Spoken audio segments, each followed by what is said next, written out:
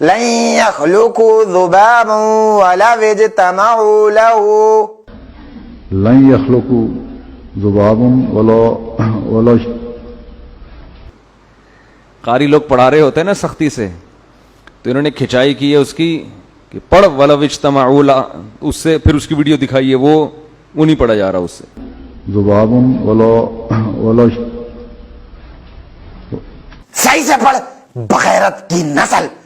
وَلَوْ اجْتَمَعُوا لَهُ ولا اجتمعوا وَلَوْ اجْتَمَعُوا لَهُ ولا اجتمعوا وَلَوْ اجْتَمَعُوا تَمَعُوا سمجھ نہیں آ رہی تیرے کو؟ ولا وہ خاموش کیا پڑھ. تو پوری آیت ہی غلط پڑھی ہے. ولا اجتمعوا ابے لن یخلقوا سے پڑھ دوبارہ، سمجھ نہیں آ رہی مجھے، زور سے پڑھ. لن يخلقوا ذبابا ولا پڑھنا چپ کیوں ہے؟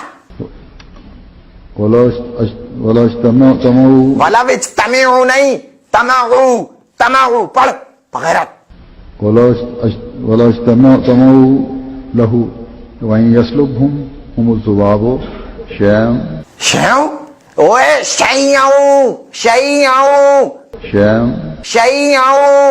شیوں لا يستنقذوه لا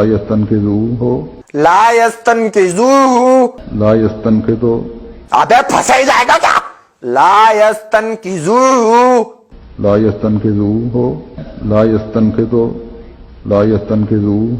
وہ لا سلیم، وہ گیس کا پائپ لا، اس کی چتر لگاؤں. تو یہ بڑی اچھی ویڈیو بنائی انہوں نے، تو اس کو وائرل کریں، اس سے قادیانیوں کے خلیفہ کا امیج دنیا کے سامنے جائے گا کہ جس کو قرآن پڑھنا نہیں آتا وہ دعویٰ کرتا ہے کہ میں پیغمبر کا خلیفہ ہوں. تو بھائی تم کم از کم کسی قاری کے پاس بیٹھ کے، آپ کو نہیں ملا تھا، ہم کوئی قاری یہاں بتا دیتے آپ کو کسی قاری کے پاس بیٹھ کے 2 لفظ تو سیکھ لیتے. اور یہ پورا قرآن ایسے ہی پڑھتے ہیں، باقی کا بھی یہی حال ہے. تو مرزا قادیانی سے بھی اللہ نے ایسی غلطیاں ہونے دی ہیں کہ جس سے لوگوں کو پتہ چل جائے کہ یہ سچا نبی نہیں ہے. سچا نبی تو دور کی بات، ایک شریف آدمی نہیں ہے، اور ان کے خلیفے بھی یہی کچھ کرتے پھر رہے ہیں.